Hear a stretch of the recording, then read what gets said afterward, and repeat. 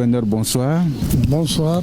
Merci de nous recevoir. Dites-nous comment vous vous portez depuis ces événements du 25 avril dernier. Merci Lortem. Comme vous le voyez, moi je me porte très très bien, en bonne santé, en bonne forme, avec plein moral, après les événements du 25. Monsieur le gouverneur, il y a eu tellement de rumeurs vous concernant. On a parlé d'enlèvement, de séquestration, de disparition. Qu'est-ce qui s'est réellement passé ces jours-là? Bon, tout ça, c'est pas vrai. Ce qui est sûr, il y avait des vidéos à l'appui. Il y avait des caméras des terroristes sur mes véhicules, sur ma personne. Les deux sections de ma sécurité qui m'accompagnaient, qui ont bien mouillé le maillot en combattant ces terroristes-là. Alors, qu'est-ce qui s'est passé? Ce qui s'est passé, nous sommes réveillés avec des tirs partout au niveau du gouvernorat à 5h30. Donc à 5h30, 6h, c'est les tirs partout. Et la ville était déjà carrément remplie de toute la coalition terroriste de tout genre, qui ont vraiment rempli la ville, qui sont quand même très très nombreux avec beaucoup de moyens sophistiqués. Si vous voyez, utilisant des drones de reconnaissance et d'attaque, en même temps les drones kamikazes, des véhicules piégés bien sûr, et puis beaucoup de moyens blindés, c'est-à-dire et beaucoup de moyens aussi d'armes artillerie qui ont été utilisés sur Kidal. C'est une force très très supérieure même à la force existante à Kidal le 25. Donc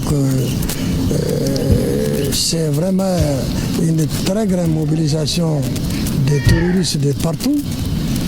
C'est une coalition internationale qui vise quand même à viser vraiment notre pays. Et partout, vous avez suivi partout, à Kati, à Sienou, à Sévaré, à Gao, à Kidal, et partout.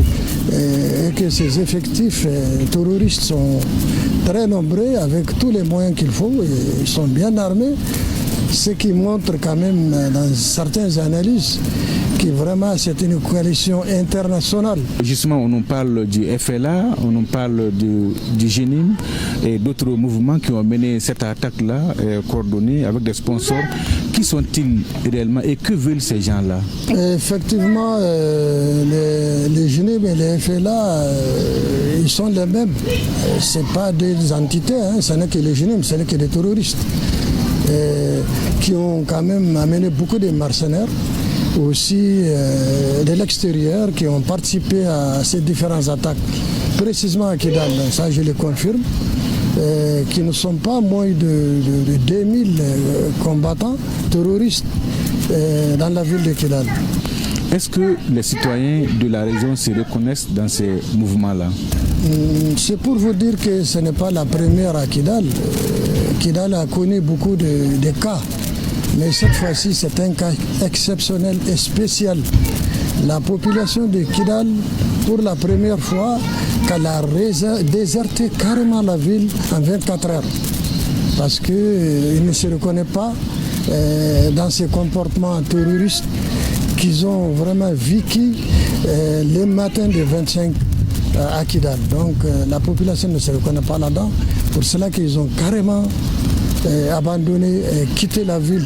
Derrière, il y a toute une campagne médiatique, une cabale médiatique orchestrée contre notre pays qui accompagne ces attaques-là. Pourquoi ces médias nourrissent tant de haine contre notre pays, selon vous? Moi, je pense que c'est très simple. C'est une campagne qui a été bien organisée, qui a accompagné aussi les différentes attaques. C'est pour faire tomber carrément les régimes à Bamako. Pour cela qu'ils sont venus directement attaquer Kati, voilà, commencer même par notre ministre de la Défense, voilà, cela veut dire que il y a du monde qui sont derrière cette attaque. Ce n'est pas seulement des harcèlements connus par ces terroristes dans les temps ici dans le Sahel. Cette fois-ci, c'est bien préparé et puis avec tous les moyens qu'il faut pour réussir. Et les médias aussi s'en mêlent. Et les médias aussi s'en mêlent. Ils ont fait aussi leur travail parce qu'il fallait faire le travail militaire en même temps accompagné des médias. Donc ils ont vraiment beaucoup parlé pour donner l'importance à cette différentes attaques terroristes qui ont beaucoup visé la population à Kidal, là où la population, ils ont d'abord frappé les gens, ils ont brigandé les gens, ils ont vidé toutes les boutiques, même ce qui est dans les cuisines des gens, ils ont tout emporté. Et ceux qui n'ont pas emporté, ils ont brûlé. Et c'est vraiment des actes terroristes carrément. Et donc je tiens à dire à l'opinion nationale et internationale que cette fois-ci, ce n'est que des terroristes qui ont attaqué notre pays pour les stabiliser. Monsieur le gouverneur, un message particulier pour vos concitoyens, en particulier ceux de la région de Kidal?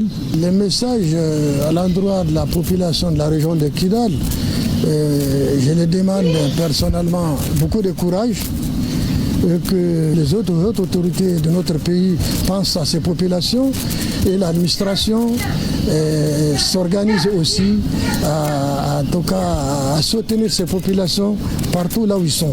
Je voulais aussi ajouter que merci pour la résistance du peuple malien qui a vraiment debout comme un seul homme derrière la transition pour faire face à ces actes terroristes. Et c'est comme ça, on doit continuer comme ça. C'est pas fini, il fallait qu'ils continuent à être ensemble, à se donner la main, à se compléter pour vraiment notre patrie. Parce que les terroristes n'ont aucun avenir, ils n'ont aucune chance. La solution, c'est de les combattre, c'est de les combattre partout. Voilà. Donc je pense que c'est tout ce que j'ai comme message pour les peuples maliens. Et ce communiqué, l'état-major général des armées informe l'opinion nationale que dans le cadre des missions de reconnaissance offensive en cours sur l'ensemble du territoire national, les vecteurs aériens des forces armées maliennes ont mené avec succès ce vendredi 15 mai 2026 des frappes ciblées contre des groupes armés terroristes dans plusieurs localités. La première frappe a visé à 9 km à l'ouest de la localité de Jafarabé, un important refuge de groupes armés terroristes. À l'issue de l'intervention, le refuge a été entièrement détruit. Les opérations de reconnaissance se poursuivent dans la zone. Une deuxième frappe effectuée dans le secteur d'Ingouzma à 92 km au nord-est de la ville de Ber a permis de détruire totalement un véhicule de type Land Rover Prado appartenant à des groupes armés terroristes en mouvement vers la localité de Tintemarine. Une troisième frappe menée avec succès à 60 km au sud-est de la ville de Gao a visé un important groupe armé terroriste.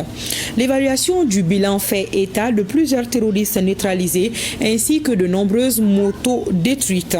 Le chef d'état-major général des armées félicite les FAMA pour leur détermination et leur engagement sans faille au service de la défense nationale.